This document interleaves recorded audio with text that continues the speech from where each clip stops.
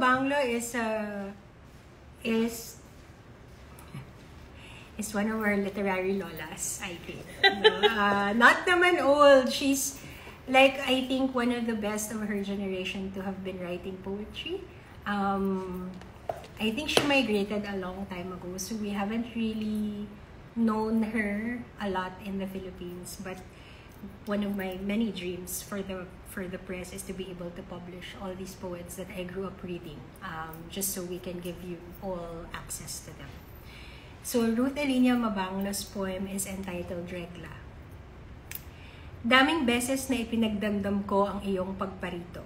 Ikaw, dumadalaw ng di inaanyayahan, nagguguhit ng kirot sa aking sinapupunan, naglalatay ng init sa aking pagitan, hanggang maiwang nagkakagulang ang isip ko't laman. Daming beses ngang ipinagdamdam ko ang iyong pagparito. Ikaw na walang hudyat kung dumalaw, ngunit hinihintay sa pagdating, natatakot na sa iyong pagmamaliw may namuong luhang iuulan isang araw, tulad ng luhang itinanim ng isang nagmahal sa akin. Ay, kung ang lipunan nga lamay walang ipinagbabawal at di nililibak ang babaeng nag-aanak sa labas ng kasalan, maano kung ako'y datnan mo't panawan, maano kung magmaliw ka ng tuluyan, may layang umahon sa aking sinapupunan ang supling na sa iyo'y uuyam. This was Ruth Elinia S. Mabanglo, Regla.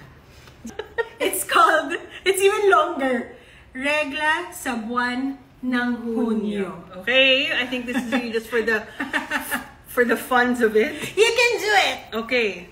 Oh, it's okay. It's still from Ruth Mabanglo. Sorry, Elinia Mabanglo. Okay. Regla sa buwan ng Hunyo. Pagbigyan ng persang ito. Lakas ng umaahon sa sinapupunan, init na sumusubo, dumadaloy, umiigkas. Kusang lumalay at lumalayaw, kahit na sinusupil, dumadanak at bumabakas, hatdan man ng hilahil. Pagbigyan ng puwersang ito. Ito, kabuuan ng lahat kong pagkatao. Kabuuan ng kaibhan ko't pagkakatulad sa lahat ng tao. Kabuuan ng naimpok kong alaala at ginagastang kasulukuyan. Kabuuan ng kinabukasan isinasanla sa kalendaryo. Pagbigyan ng persang ito. Hayaang magmapa sa talaan ng utang ko't pautang. Hayaang maglimbag ng sagutin ko't pananagutan. Sa sarili, sa angkan at sa lipunan. Hayaang magbadya ng karaingat ko't pangangailangan.